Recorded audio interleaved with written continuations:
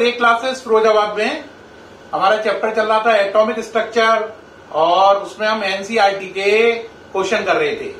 उसी कैटेगरी में next question है बच्चों, the electron energy in hydrogen atom is given by En equal to -2.18 into 10 की power -18 upon n square. Answer आएगा joule में। Calculate energy required to remove n electron completely from n equal to second orbit. What is the longest wavelength that can be use to cause this transition. आप इस question को देख रहे हैं बच्चों। इस क्वेश्चन में कह रहा है किसी भी इलेक्ट्रॉन की किसी भी शेल में जो एनर्जी होती है वो होती है -2.18 10 की पावर -18 अपॉन n स्क्वायर और यूनिट जूल। कह रहा है अगर इलेक्ट्रॉन सेकंड शेल में घूम रहा है और सेकंड शेल में घूमते हुए इलेक्ट्रॉन को हम बाहर निकाल दें, यानी इतनी एनर्जी दें कि सेकंड शेल में घूमने वाला इलेक्ट्रॉन न्यूक्लियस के चारों ओर घूमना बंद करे और एटम को छोड़कर बाहर चला जाए, तो कह रहा है इस काम में आपको कितनी एनर्जी देनी पड़ेगी। यानी सेकंड शेल में घूमते हुए इलेक्ट्रॉन को एटम को छोड़कर बाहर जाना है तो हम उसे कितनी एनर्जी दें कि वो एटम को छोड़कर बाहर चला जाए। और ये बात भी पूछ रहा है इस एनर्जी के करस्पॉन्डिंग वेवलेंथ कितनी होगी, यानी जितनी एनर्जी देनी पड़ेगी उससे जुड़ी हुई वेवलेंथ की वैल्यू भी बताइए। तो दो काम करने हैं, सेकंड शेल में घूमते हुए इलेक्ट्रॉन को बाहर निकालना है, उसके लिए एनर्जी कैलकुलेट करनी है और उसके करस्पॉन्डिंग उस एनर्जी के करस्पॉन्डिंग वेवलेंथ भी कैलकुलेट करनी है। मैं सामने से हट गया हूं, आप क्वेश्चन देख रहे हैं, नोट कर लीजिए। इसको करने के लिए अब समझना पड़ेगा आपको डिटेल में, ये हटा रहा हूं देखो, ठीक है। देखिए भाई, उनने बोला एनर्जी है, मैंने बोला कितनी चाहिए भाई, उन्होंने बोला एनर्जी की वैल्यू है En इक्वल टू -2.18 10 की power -18 upon n square. Answer joule में है ना, ये बात उन्होंने कही, मैंने आंसर यहां से शुरू किया है। अब हमारी कौन सी शेल है, सेकंड, तो n की जगह 2 रख दो, तो 2 का स्क्वायर कर देंगे -2.18 10 की पावर -18 अपॉन 2 का स्क्वायर। सेकंड शेल है तो सेकंड शेल में उसकी एनर्जी निकल आएगी। सेकंड शेल है तो n को हटाकर क्या लिख देंगे E2, तो ये 4 का डिवाइड लग जाएगा 2.18 10 की पावर -18 अपॉन 4। आंसर जूल में आ जाएगा, हाँ या ना। अब इसमें डिवाइड दे लें तो आपकी वैल्यू आ जाएगी -0.545 10 की पावर -18 जूल। तो मैंने ये बताया कि जब इलेक्ट्रॉन सेकंड शेल में है तो उसकी एनर्जी इतनी है। उम्मीद है ये करना समझ में आ गया होगा। कितनी एनर्जी है बोलो, माइनस का 0.545 इंटू 10 की पावर -18 जूल एनर्जी है उसकी। किसकी, उस इलेक्ट्रॉन की एनर्जी है जो सेकंड शेल में न्यूक्लियस के चारों ओर घूम रहा है। ये एनर्जी की वैल्यू नोट कर लो, ये पूरा नोट कर लो। अब आगे बढ़ते हैं पूरी बात को समझने के लिए। एनर्जी निकल आई, ठीक है, कितनी है, -0.545 10 की पावर -18 जूल। ओके, अब आगे बढ़िए। इलेक्ट्रॉन सेकंड शेल में है तो ये न्यूक्लियस, ये फर्स्ट शेल, ये सेकंड शेल। यहां पर इलेक्ट्रॉन है, ये न्यूक्लियस के चारों ओर घूम रहा है, ये निशान दिया। इसकी एनर्जी कितनी है, -0.545 10 की पावर -18 जूल। हाँ या ना। मैंने आपको बताया था आयोनाइजेशन एनर्जी वो एनर्जी होती है जिसे देने के बाद टोटल एनर्जी 0 हो जाए। यानी कि जब किसी चीज की एनर्जी 0 हो जाएगी तब यह माना जाता है वो एटम को छोड़कर चली गई है। तो इस एनर्जी को 0 करने के लिए हमें आयोनाइजेशन एनर्जी कितनी देनी पड़ेगी, है ना। वो आयोनाइजेशन एनर्जी कितनी चाहिए होगी, ये माइनस का है तो हमें चाहिए होगी प्लस का 0.545 10 की पावर -18 जूल। और आप इन दोनों एनर्जी को जोड़ दो तो देखो टोटल एनर्जी कितनी आ गई, 0। तो इलेक्ट्रॉन इतनी एनर्जी लेके घूम रहा है अगर मैं इसे बाहर से इतनी एनर्जी दे दूं तो इन दोनों का सम 0 हो जाएगा और ये न्यूक्लियस के चारों ओर घूमना बंद करके बाहर चला जाएगा। तो हमें इसे बाहर भेजने के लिए कितनी एनर्जी चाहिए? 0.454 10⁻⁻18 जूल, वो भी प्लस की। ये एनर्जी अगर हम इसे दे दें तो इन दोनों का सम 0, इसका मतलब ये एटम को छोड़कर चला गया। तो हमारे को कितनी एनर्जी रिक्वायर्ड है बोलो, है ना? एनर्जी कितनी चाहिए बताओ? हमारा आंसर कितना हो गया?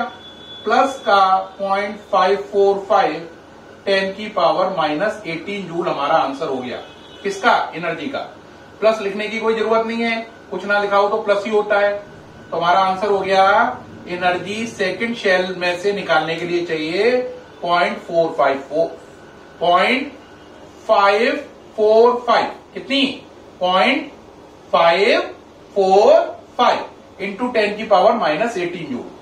एक तो ये काम बन ही चुका, आंसर निकल ही आया कि अगर इलेक्ट्रॉन सेकंड शेल में घूम रहा है तो हमें 0.545 10⁻⁻18 जूल एनर्जी प्रोवाइड करनी है, तो वो बाहर चला जाएगा।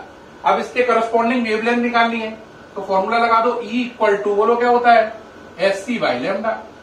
वैल्यू पुट करो, E की बोलो 0.545 10⁻⁻18, H की जगह 6.626 10⁻⁻34, C की जगह 3 इंटू 10⁸ अपॉन लैम्डा। आप कहोगे सर हमें तो लैम्डा निकालना है, फिर क्या करें? लैम्डा निकालना है तो उल्टा कर लो। कितना हो गया बोलो? 6.626 10⁻⁻34 3 इंटू 10⁸ अपॉन 0.545 10⁻⁻18। ये लैम्डा हो गया। अब आपके मन में क्वेश्चन होगा सर दो चीजें निकालनी थी, एनर्जी ये निकल आई और क्या निकालना था? लैम्डा, ये निकल आया। आप कहोगे सर लैम्डा निकल तो आया लेकिन आपने सॉल्व तो किया नहीं है, बिना सॉल्व किए मुझसे तो नहीं हो रहा ये, तो मैं इसको सॉल्व करके दिखा रहा हूं लैम्डा को। तो याद रखना दो आंसर निकालने थे, एनर्जी वो ये निकल आई है, लैम्डा में कैलकुलेट करके दिखा रहा हूं। ठीक है, तो ये मिटाल रहा हूं जिससे जगह क्रिएट हो जाए। ये सब मिटाल दिया, देखो ये यहां तक जगह क्रिएट कर रहे हैं। ठीक है, ये सारा मिटाल दिया है। अब लैम्डा जिसे सॉल्व करना ऊपर लिख लो, कितना है बोलो? 6.626 10⁻⁻34 3 इंटू 10⁸ अपॉन कितना है बच्चों? 0.545 10⁻⁻18। ठीक, ये मिटा दिया। ठीक है, आपको मालूम ही है पहला आंसर निकल चुका है एनर्जी का, वो ये है। एनर्जी का पहला आंसर निकल चुका है, वो निकालना था, वो ये निकल आया। अब लैम्डा सॉल्व कर रहे हैं। करिए भाई सॉल्व, बहुत सरल है। पहले पावर हटाओ, 18 ऊपर गई प्लस की 18 और 8 ये 18 और 8 26 और है कितनी? 34, तो बची माइनस की 8। 6.626 में 3 का मल्टीप्लाई करो, कितने का मल्टीप्लाई करो? 3 का, तो 6.626 इंटू 3 अपॉन 0.545 मल्टीप्लाई कर लोगे, करो 3 6 18 कैरी 1, ये 1 हो गया, 3 6 18 और ये 19.87 0.545 10⁻⁻8। 19.878 को मान लो 19.9 अपॉन 0.545 10⁻⁻8। Is it okay? यहां तक कोई दिक्कत तो नहीं है?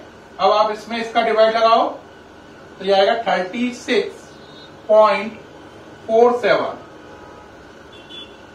36 पॉइंट कितना 47 10⁻⁻8। दो पावर इधर ले जाओ तो ये हो गया 3647 10⁻⁻10 क्या मीटर। मीटर के एंगस्ट्रम बनाने आते हैं? मीटर के एंगस्ट्रम बनाने के लिए 10⁻⁻10 को छोड़ दो, तो आंसर हो गया लैम्डा का 3647 मीटर हट जाएगा, उसकी जगह क्या आ जाएगा? एंगस्ट्रम आ जाएगा।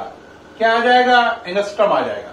तो लैम्डा का आंसर हो गया 3647 एंगस्ट्रम या 3647 इंटू 10⁻⁻10 मीटर।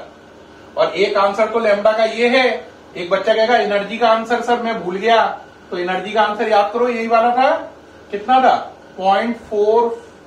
सॉरी 0.545 10 की पावर -18 और यूनिट थी जूल। तो बच्चों दो आंसर निकालने थे, एक एनर्जी का और एक लैम्डा का। ये एनर्जी का आंसर है, ये लैम्डा का है। इसकी यूनिट जूल है, इसकी यूनिट एंगस्ट्रम है। तो प्यारे बच्चों हमारा क्वेश्चन क्या था, एक इलेक्ट्रॉन सेकंड शेल में घूम रहा है, उसे हमें उस एटम से बाहर निकालना है। उसके लिए हमें पता करना था कितनी एनर्जी चाहिए और उस एनर्जी के करस्पॉन्डिंग वेवलेंथ कितनी है। तो एनर्जी चाहिए इतने जूल और उसके करस्पॉन्डिंग वेवलेंथ है ये पूरा मैं सामने से हट गया हूं, आप नोट डाउन कर लें पूरा। कर लिया बच्चों? उम्मीद है ये पूरा क्वेश्चन आपको अच्छे से समझ में आया होगा, न्यूमेरिकल आसान लगा होगा। अगर अच्छा लगा हो प्लीज कॉम्प्लीमेंट करें। Thank you very much.